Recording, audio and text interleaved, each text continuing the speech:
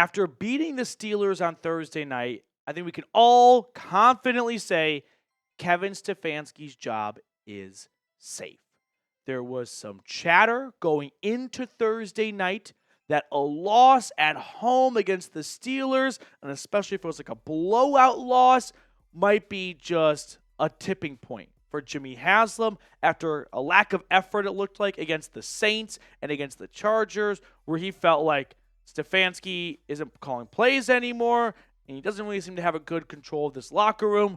We need to really blow this thing up before it goes from worse to even worse. But Adam Schefter, before the game, essentially unequivocally saying that Kevin Stefanski is not on the hot seat, ending it with, quote, not happening. So he didn't even leave the door open for, well, maybe everything insiders are hearing, Stefanski was not really on the hot seat going into the game, which we talked about it on the channel, and I never thought Stefanski had a real good chance of getting fired midseason unless things really took a turn for the worse when it comes to effort from these players and the score itself. But suffice to say, Stefanski's job is safe, and I think after watching the way he coached that game in those conditions against an 8-2 Steelers team, he deserves this job despite the poor start and the poor record this year, because I think it's fair at this point to point the finger to one person, and that is Deshaun Watson. And I think it's probably impossible to start Watson again in 2025. Now, I say the word impossible. The only possibility is if a certain billionaire who's from Tennessee and owns a team in Cleveland says, I did not pay this guy $230 million to be a backup. It's on this coaching staff to figure it out. That's the only path I see for Watson starting again. But I think if Stefanski had total control and just got to pick whatever starter he felt could run this team best, it would be Jameis Winston over Deshaun Watson. Because look at this now. We've had 3 notable backups outperform Deshaun Watson. Jacoby Brissett did not even have a winning record, and the fan base loved him. Joe Flacco, off the couch, exceeded Watson, but it wasn't as glaringly obvious last year because Watson was a better version of himself in 2023 than 2024, and also Watson had a winning record in 2023. So people weren't rushing to run Watson out of town last year. But let's go back to those stats for a moment here, because now let's take a peek at what Jameis has done through 4 starts. And by the way, when it comes to yards per game, I remove the games where Jameis came in just to do a quarterback sneak. That's not really a fair, attribute to his stats of yards per game. But look at just basic football here. I mean, there's so many analytics out there that people love to point at. And let's be honest, between you and me, most of us don't know what the hell any of it means. EPA, YEPA, God knows what, DVOA. But what I can tell you is the ball moves down the field more with all 3 of Watson's backups than Watson himself. And Deshaun Watson at this point is clearly the outlier.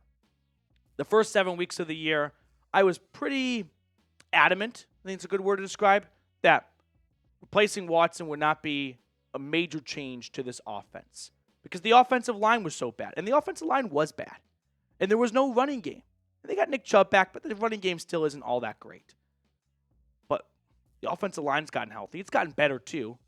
But there's no doubt in my mind that the biggest chunk of the pie now is Deshaun Watson was the problem earlier this year. And I'm mad enough to admit, I didn't feel that way earlier in the season because of all the pre-snap penalties and the drops. And somehow all that stuff has just kind of fluttered away.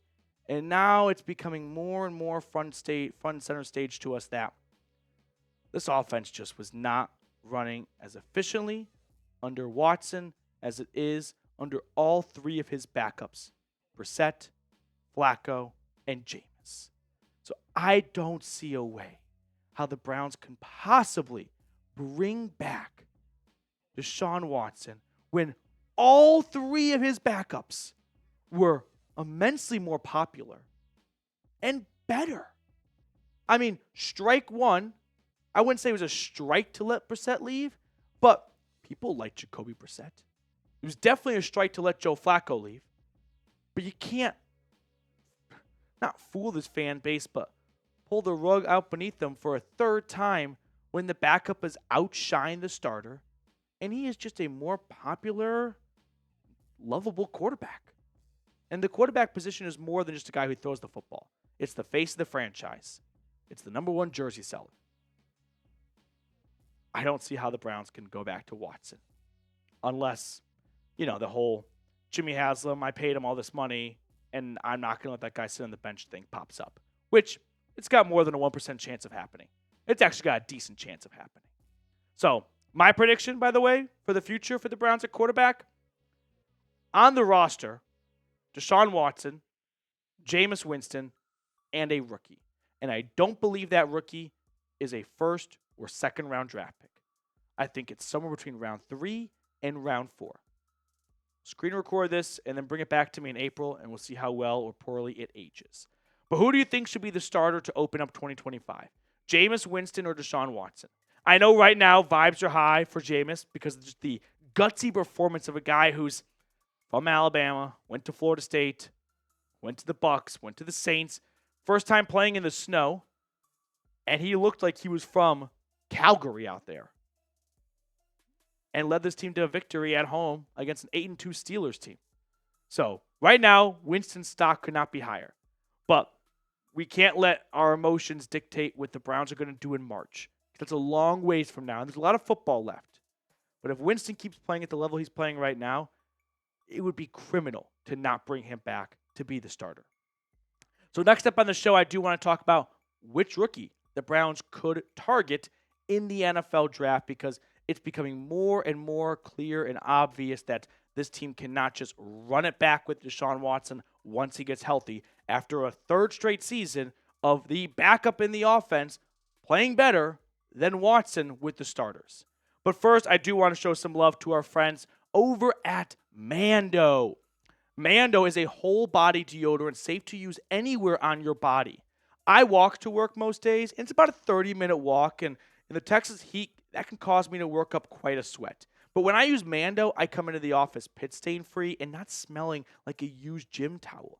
It was created by a doctor who saw firsthand how normal BO was being misdiagnosed and mistreated. It is clinically proven to block odor all day and control odor for up to 72 hours.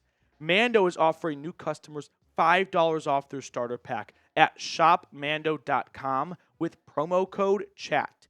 Mando's starter pack is perfect for new customers. It comes with a solid stick deodorant, cream tube deodorant, 2 free products of your choice like mini body wash and deodorant wipes, and free shipping.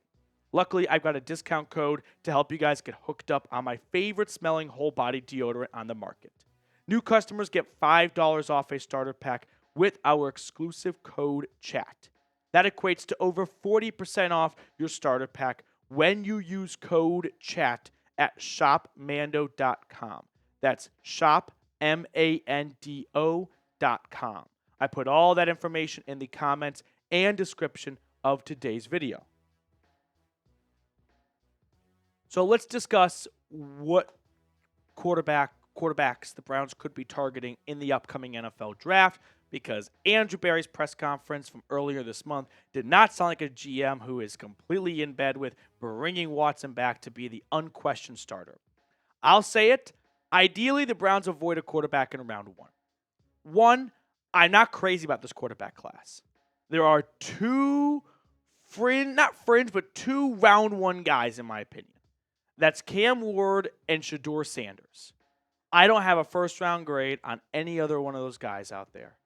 And even Ward and Sanders, well, I don't dislike them, and Shedeur is a ton of fun to watch. He's got a rocket arm. He's able to extend plays, and Cam Ward's got the best arm in the draft class.